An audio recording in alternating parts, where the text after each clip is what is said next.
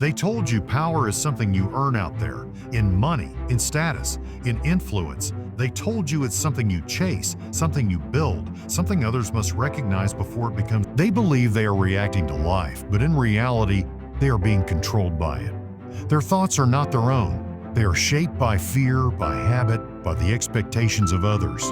And without realizing it, they hand over the only thing that truly belongs to them. Your mind is not just a place where thoughts happen. It is the source of how you experience reality itself. Two people can face the same situation, the same loss, the same insult, and yet live completely different experiences. One is broken by it, the other remains steady. The difference is not in the event, but in the territory within. One has allowed his mind to be ruled by external forces, while the other has claimed authority over it. But this authority does not come naturally. It must be built. Because the default state of the human mind is not control. It is drift. It wanders. It reacts. It seeks comfort and avoids discomfort. It clings to what feels good and resists what feels painful. And in doing so, it becomes a slave to circumstances. This is why most people never experience true freedom, even if they appear successful on the outside. Their inner world is chaotic, dependent, fragile. To understand that your mind is the only true territory you own is to realize something unsettling. You are responsible for what happens within it. Not your parents, not society, not your past. You may not have chosen your experiences, but you choose how they are interpreted, how they are processed, and whether they are allowed to define you. This is where most people resist. Because it is easier to blame the world than to take responsibility for the inner landscape. Imagine your mind as a fortress. If you do not guard its gates, anything can enter: fear, anger, insecurity, doubt. And once inside, these forces do not simply visit, they settle, they grow, they take control. Most people leave these gates wide open.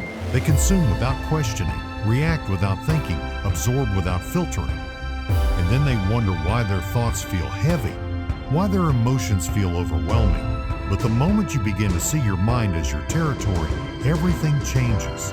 You become more selective. You begin to question the thoughts that arise instead of accepting them as truth. You notice when your mood is being influenced by something trivial. You start to create distance between what happens and how you respond. This distance is where power lives, because power is not in controlling the world. That is an illusion. Power is in controlling your response to it. When someone insults you, you have a choice. When something goes wrong, you have a choice. When fear arises, you have a choice. Most people never see this choice because their reactions are automatic. But once you become aware of it, you begin to take back control. This does not mean you will never feel anger or sadness or frustration. It means those emotions will no longer control you. They will pass through, not take over. You will observe them, not become them. And in that shift, you reclaim your territory. There is a kind of strength that comes from this understanding, a quiet, unshakable stability. It is not loud, it does not seek validation, it does not depend on circumstances. It is the strength of someone who knows that no matter what happens outside, there is a place within that remains untouched, a place that cannot be manipulated, cannot be shaken, cannot be taken. Most people spend their lives trying to control what is outside of them, chasing approval, avoiding rejection, seeking comfort, fearing loss. But this is a losing game because the external world is unpredictable. It changes constantly, and no matter how much you try, you cannot secure it completely. The only place where control is possible is within, and yet this is the one place most people ignore. They neglect it, avoid it, distract themselves from it, because facing your own mind requires honesty, it requires discipline. It requires you to confront thoughts you would rather not see, patterns you would rather not break. But this is the price of ownership. To truly own your mind is to no longer be at the mercy of life. It is to walk through chaos with clarity, to face difficulty without losing yourself, to experience the full range of human emotion without being dominated by it. It is not about becoming emotionless. It is about becoming sovereign. And sovereignty is rare because it cannot be given. It must be earned. It is built in moments where you choose awareness over reaction, discipline over impulse, truth over comfort, small decisions repeated over time that slowly transform the way you think, the way you see, the way you exist. Most will never do this work. They will continue to live as passengers in their own mind, carried by whatever thoughts and emotions arise. But for the few who understand this truth, life becomes something different. Not easier but clearer, not lighter but stronger.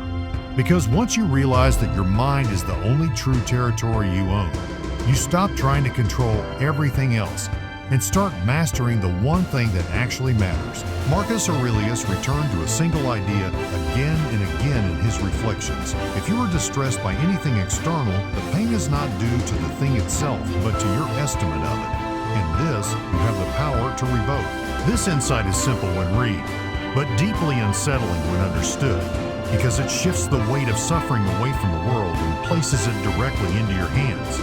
Most people move through life convinced that events are the cause of their inner turmoil. They say, this situation made me anxious, or that person made me angry, or this failure ruined me.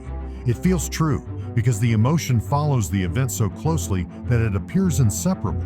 But there is a hidden layer between what happens and what you feel, and that layer is interpretation. It is the silent voice in your mind that assigns meaning, creates stories, and decides whether something is a threat, an insult, or a disaster.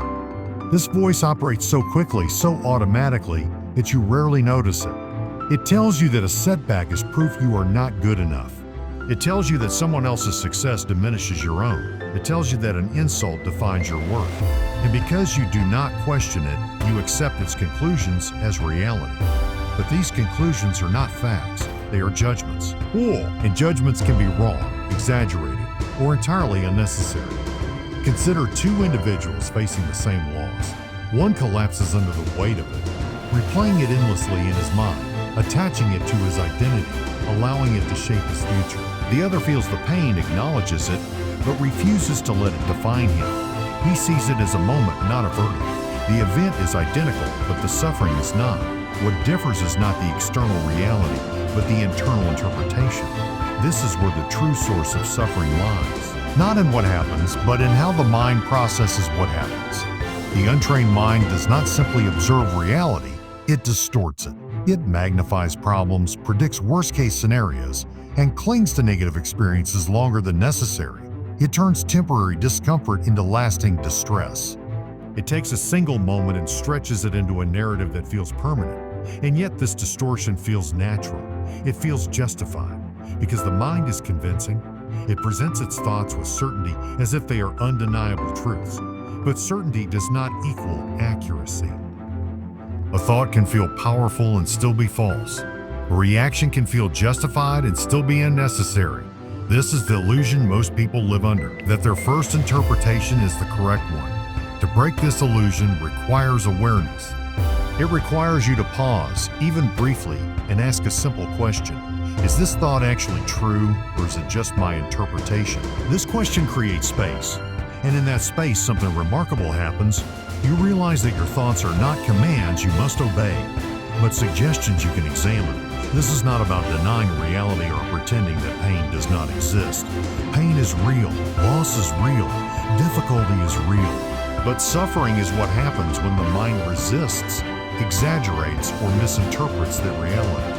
When you tell yourself that something should not have happened, you create tension. When you label an experience as unbearable, you increase its weight. When you attach it to your identity, you extend its duration. The mind adds layers to every experience. It does not simply feel. It comments, judges, compares, and predicts. It turns a single moment into a complex web of meaning. And often, this web traps you. You are no longer dealing with the event itself, but with the story you have built around it. This is why two people can live in entirely different worlds, even if their external circumstances are similar. One lives in a world filled with obstacles, threats, and disappointments. The other lives in a world of challenges, opportunities, and lessons. The difference is not the world, it is the lens through which it is seen. To understand that suffering comes from interpretation is to realize that you are not powerless in the face of difficulty. You cannot always control what happens, but you can influence how it is framed in your mind. You can choose not to add unnecessary weight to an already heavy situation. You can choose not to turn a moment into a narrative of defeat. This choice is not always easy. The mind resists it. It prefers familiar patterns, even if those patterns create suffering. It clings to certain interpretations because they reinforce identity or justify emotion. Letting go of these interpretations can feel like losing something, even when what you are losing is harmful. But with practice, this becomes easier. You begin to notice patterns in your thinking. You see how often you jump to conclusions, how quickly you label situations as negative, how frequently you assume the worst. And once you see these patterns, you gain the ability to interrupt them. Waiku. Instead of immediately reacting, you pause. Instead of accepting a thought, you question it. Instead of amplifying an emotion, you observe it. This does not eliminate pain, but it prevents pain from turning into prolonged suffering. It allows you to experience life more directly, without the constant distortion of unnecessary interpretation. There is a quiet strength in this approach. It does not seek to control the uncontrollable, but to refine the one thing that is always within reach, your perception. And as your perception changes, your experience of life changes with it. What once felt overwhelming becomes manageable. What once felt personal becomes neutral. What once felt permanent becomes temporary. Not because the world has changed, but because your relationship to it has. Most people will never explore this depth. They will continue to believe that their suffering is caused entirely by external events. They will continue to react automatically, to accept their thoughts without question, to live inside narratives they did not consciously choose. And in doing so, they will remain bound by a world that feels heavy and unpredictable. But for those who begin to see the distinction between event and interpretation, something shifts. Life does not become free of difficulty, but it becomes clearer, more grounded, less chaotic, because you are no longer at the mercy of every thought that arises. You begin to understand that while you cannot stop the waves from coming, you can learn not to drown in them. And that understanding is a form of freedom, quiet, steady, and entirely your own. Marcus Aurelius understood something that most people spend their entire lives avoiding. The greatest battle you will ever fight is not against the world, but against the undisciplined nature of your own thoughts. And in that battle, victory does not come from force, but from control. Subtle, consistent, and often invisible to everyone except yourself. The idea that discipline of thought is the highest form of power is difficult for many to accept because it does not look like power in the way the world defines it. It is not loud. It does not demand attention. It cannot be displayed through wealth, status, or physical dominance. In fact, from the outside, it may appear as nothing at all, but within, it is the difference between chaos and clarity, between reaction and intention, between being controlled and being in control. Most people live at the mercy of their thoughts. A single negative idea can spiral into hours of anxiety. A moment of anger can dictate actions that are later regretted. A passing doubt can grow into a belief that limits potential for years. This happens because the mind, when left undisciplined, does not regulate itself. It follows impulses, magnifies fears, and repeats patterns that feel familiar, even when they are harmful. To discipline your thoughts is to step into a different role, not as a passive observer of whatever appears in your mind, but as an active participant who decides what stays and what goes. It is the ability to notice a thought without immediately accepting it, to question its validity, to interrupt its momentum before it takes control of your emotions and actions. This is not easy work. In fact, it is some of the hardest work a person can do because it requires constant awareness. The mind does not rest. It produces thoughts continuously, often without invitation. Some are useful, many are not. And without discipline, there is no filter. Everything is allowed in, and everything is allowed to grow. Imagine a garden that is never maintained. Weeds do not need permission to grow. They appear on their own, spreading quickly, taking up space, choking the life out of what could have been cultivated with care. Your mind functions in the same way. If you do not actively choose what to nurture, you will be overtaken by what is easiest, not what is best. This is why discipline of thought is power, because it gives you the ability to choose. Not every thought deserves your attention. Not every emotion deserves your reaction. Not every impulse deserves to be followed. But without discipline, you do not see these distinctions. Everything feels urgent. Everything feels important. And so you are pulled in every direction, constantly reacting, rarely deciding. True mental discipline begins with awareness. You start by observing your thoughts as they arise, without immediately identifying with them. You notice patterns, recurring doubts, habitual fears, automatic judgments, and instead of being carried away by them, you pause. This pause is small, almost insignificant in appearance, but it is where control begins. In that pause, you create a gap between stimulus and response. And within that gap, you have a choice. You can follow the familiar path, reacting as you always have, or you can choose differently. You can reject a thought that does not serve you. You can reframe a situation in a way that is more balanced. You can decide not to act on an emotion that would lead to regret. At first, this feels unnatural. The mind resists discipline. It prefers ease, habit, and immediate reaction. It does not want to be questioned. It does not want to be controlled. But like any form of training, consistency changes this. The more you practice observing, questioning, and choosing, the stronger this ability becomes. Over time, something shifts. Thoughts that once felt overwhelming lose their intensity. Emotions that once dictated your behavior become easier to manage. Situations that once triggered automatic reactions become opportunities for deliberate response. You begin to experience a level of stability that is not dependent on what is happening around you. This stability is not the absence of difficulty. It is the presence of control within difficulty. You still face challenges. You still feel emotions. But you are no longer dominated by them. You are no longer a prisoner of your own mind. And this is where true power reveals itself, because when you can control your thoughts, you indirectly control your actions, and your actions shape your life. A disciplined mind leads to better decisions, stronger relationships, greater resilience. It allows you to act based on reason rather than impulse, on values rather than emotion. Most people seek power in external forms. They chase influence, recognition, control over others. But these forms of power are unstable. They depend on circumstances that can change at any moment. The respect of others can fade. Positions can be lost. External control is always limited. But the power that comes from disciplined thought is different. It is internal. It cannot be taken from you. It does not rely on anyone else. It is available to you in every moment, regardless of your situation. Whether you are facing success or failure, praise or criticism, comfort or hardship, this power remains. There is also a quiet confidence that comes with it. Not the kind that seeks validation, but the kind that comes from knowing you can handle whatever arises within you. You trust your ability to respond, to adapt, to remain steady.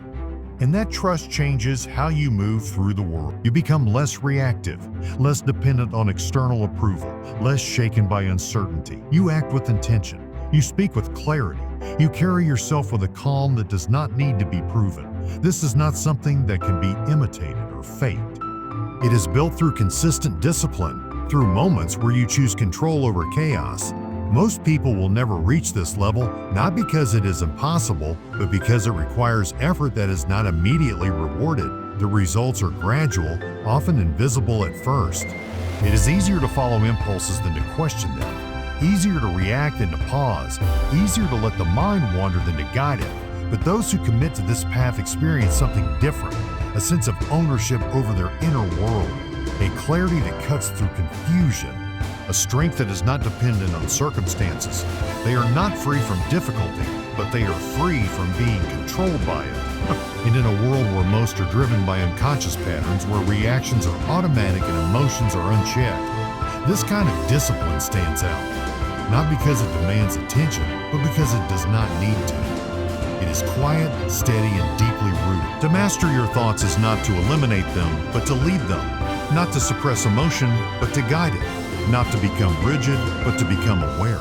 It is a lifelong practice, one that requires patience and consistency. But it is also the most reliable path to a form of power that cannot be shaken, because it comes from within and remains there no matter what happens outside. In the end, nothing you've heard here will matter, unless you do something with it, because understanding this truth is easy. Living it is rare. You can walk away from this moment and go back to the same patterns, the same reactions, the same thoughts, the same invisible chains that have been guiding your life without your permission. You can continue to believe that your emotions are uncontrollable, that your circumstances define you, that your mind is something that simply happens to you. Or you can pause and recognize what has been in front of you all along. That space between what happens and how you respond, that small, almost invisible moment, is where your entire life is decided, not in the big event, not in the dramatic turning points, but in the quiet seconds where you either take control or give it away. Every time you choose awareness over impulse, you take a step toward freedom. Every time you question a negative thought, instead of obeying it, you weaken its power. Every time you refuse to let an external event dictate your inner state, you reclaim a piece of yourself that most people never even realize they've lost. This is not a one-time realization. It is a daily practice, a constant return to yourself. There will be days when you forget, when you react, when you fall back into old patterns. That does not mean you failed. It means you are human. What matters is that you come back again and again, until discipline becomes natural, until awareness becomes your default. Because the truth is, the world will not get easier for you. People will still judge. Things will still go wrong. Life will still test you in ways you cannot predict. But when you take control of your mind, something changes. You stop needing the world to be easy in order to remain steady. You become the kind of person who is not easily shaken, not because life is gentle, but because you are grounded. Not because nothing affects you, but because you decide what deserves your energy and what does not. And that is a level of power most people will spend their entire lives chasing in the wrong places. They will look for it in approval, in success, in control over others. But real power was never out there. It was always here, in the way you think, in the way you interpret, in the way you choose to respond. So the question is not whether this power exists. The question is whether you are willing to claim it. Because from this moment forward, you cannot say you don't know. You cannot say you are completely powerless. You've seen the truth, even if only for a moment. And once you see it, you have a choice: to go back to sleep, or to wake up, to remain a prisoner of your own mind, or to become its master. And that choice, whether you realize it or not, is something you make every single day. So choose carefully, because your life will follow.